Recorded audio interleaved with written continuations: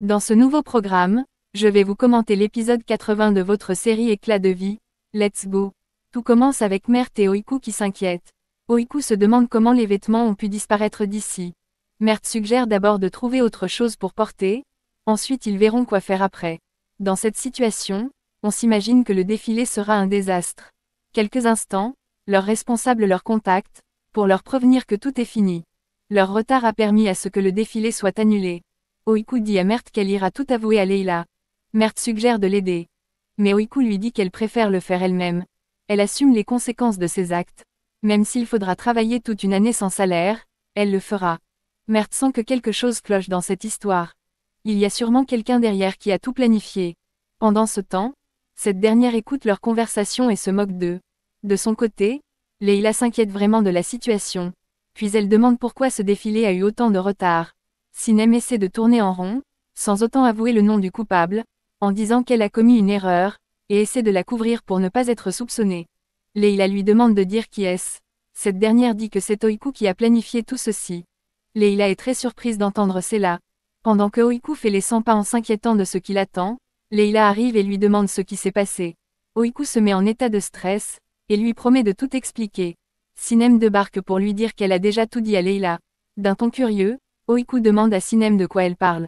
Leila lui répond qu'elle sait tout. C'est Oiku la coupable. Mais Oiku essaie d'expliquer qu'elle a été piégée. Quelqu'un a pris ses robes pour s'en débarrasser, afin qu'elle soit la victime. Leila lui dit qu'elle ne veut rien attendre de ses excuses bidons. D'ailleurs, elle est virée de ce poste. De son côté, Serdar profite de son temps en observant la nature. Djinar débarque et lui demande ce qu'il fait par ici. Il est chez lui, et il n'a pas le droit d'être par ici. Serdar lui dit qu'il attend sa mère, car cette dernière est venue pour causer avec Arzu. Alors, il se demande bien ce que lui veut Djinar. Ce dernier lui dit que c'est un mensonge. Il est sûr que Serdar est là pour Denis. D'un ton moqueur, Serdar lui demande ce qu'il peut bien faire si c'est pour Denis qu'il est là. Djinar lui suggère de surveiller ses propos. À cause de lui, un scandale peut avoir lieu par ici. Serdar lui dit de garder ses menaces pour des personnes sans défense. Djinar encore une fois lui suggère de se calmer. Serdar continue toujours ses provocations en disant qu'il a su dominer Denis, raison pour laquelle elle a refusé de divorcer pour être avec Serdar. Djinaner lui dit de dégager tout de suite de cet endroit avec colère. Serdar ne cesse de résister en disant qu'il doit d'abord parler à Denis. En le pointant du doigt, Djinar lui dit de ne plus prononcer le nom de Denis, et de dégager d'ici. Serdar lui réplique qu'il n'ira nulle part. Alors, Djinar lui dit que si jamais quelque chose se passe, il n'aura aucun remords. Djinar est furieux et menace Serdar, pendant que ce dernier continue à résister et à trouver des excuses. Le gardien arrive et suggère d'appeler la police. Mais Djinar lui dit que ce n'est pas nécessaire, car Serdar s'en va maintenant. Ce dernier lui dit qu'il promet de retrouver Denis, et de ne pas les laisser vivre leur amour en paix. De son côté, Denis arrive dans la cuisine, et demande des nouvelles de Suzanne. Après, elle demande s'il y a du thé par ici. Suzanne retire le thé pour le préparer pour elle. Mais Denise lui dit que ce n'est pas nécessaire, car elle le fera elle-même. Suzanne lui dit que ça ne lui coûte rien de le faire. Mais Denise insiste. D'ailleurs, elle a l'habitude de prendre soin d'elle. Du point de vue de l'analyse, Denise se montre juste sympa avec cette vieille dame. Elle ne veut pas l'embarrasser avec les travaux. Après avoir fait cuire le thé, elle se dirige dans la chambre d'Ezine. Elle trouve un bazar dans la chambre, et décide de tout ranger. Ensuite, elle trouve un cahier au sol qu'elle décide de feuilleter pour voir le contenu. À l'instant, Ezine arrive et la surprend. Puis demande avec colère ce qu'elle fait par ici. Qu'est-ce qui lui prend de venir dans sa chambre pour fouiller ses affaires? Denise lui dit qu'elle est juste venue lui rendre visite, elle a trouvé ce bouquin au sol. Rien de plus. Ezine lui demande avec stress si elle a lu le contenu. Denise reste silencieuse sans avouer quoi que ce soit. Ezine se met en colère et lui demande si elle l'a lu oui ou non. Denise lui répond non. Ezine ne la croit pas. Mais Denise lui dit de lui faire confiance. Elle n'a pas lu son livre. Elle pensait que c'était son bloc-notes de cours, d'ailleurs qu'elle s'apprêtait à ranger. Et maintenant, elle ne comprend pas pourquoi Ezine lui crie dessus. Cette dernière commence à s'excuser. Elle avoue qu'elle a exagéré. Elle promet d'être plus tolérante la prochaine fois. Mais elle n'y peut rien. C'était juste une réaction spontanée. Il s'agit de son journal intime. Ses plus grands secrets y s'y trouvent dans ce carnet. Mais Denise lui promet qu'elle ne fera jamais une chose pareille. Ezine la remercie pour sa confiance, et les deux arrivent à trouver un terrain d'entente. Puis, Ezine lui demande ce qui l'amène par ici. Denise lui dit qu'elle est venue lui apporter du thé, et ça va l'aider à se calmer un peu. Ezine la remercie pour ce beau geste. À l'instant, Djinar débarque, et dit à Denise qu'elle l'a cherché partout. Ensuite, il lui dit qu'il souhaite lui parler un moment. Et d'ailleurs, il espère que ça ne dérange pas Yezin, c'est-à-dire si elle ne voit pas d'objection. Elle répond non, mais avec un ton bizarre. Et donc, Denise et Djinar s'en vont discuter dans leur coin. Yezin voit la scène se produire, mais elle ne peut pas l'empêcher. Elle claque la porte après leur départ, et la jalousie la ronge de l'intérieur. De son côté, Sinem finit la tâche qu'elle avait débutée, celle de se débarrasser des créations d'Oiku.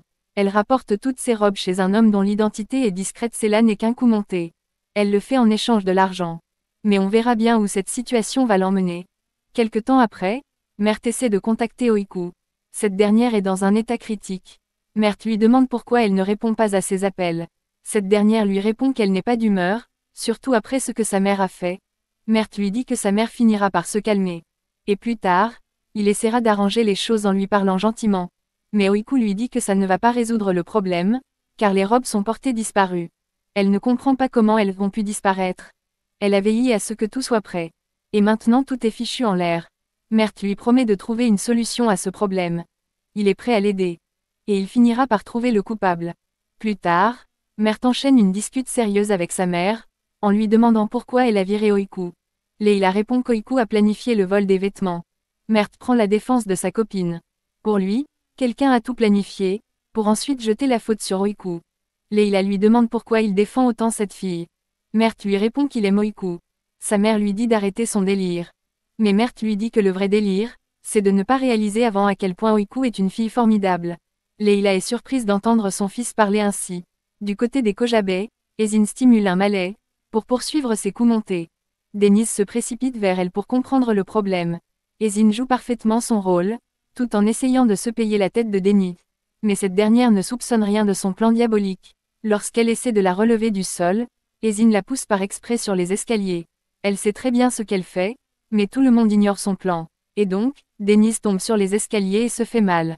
Arzu arrive et voit Denise au sol. Elle ressent un choc en elle. Quand elle lève la tête, elle voit Yezin, mais ignore ce qui s'est passé. Cette dernière descend des escaliers, et commence à paniquer. Arzu se demande si elle est encore vivante après cette chute. Yezin de son côté joue aux ignorantes. Elle se rapproche de Denise en pleurant, mais ce ne sont que des larmes de crocodile. Elle dit à sa mère de faire quelque chose pour la sauver. Arzu lui demande si elle est tombée toute seule. Cette dernière reste silencieuse. Arzu devient furieuse et lui demande d'avouer si c'est elle la coupable. À l'instant, Djinar arrive et voit Denise au sol. Il se précipite vers elle, et demande aux deux autres ce qui s'est produit. Arzu invente un mensonge visant à protéger sa fille. Djinar ne cesse de paniquer, puis décide d'amener Denise à l'hôpital le plus proche. De leur côté, pour clore la conversation, Leila dit à son fils que dans les affaires, il n'y a pas de place pour les sentiments. Il devrait retenir cette leçon une bonne fois pour toutes.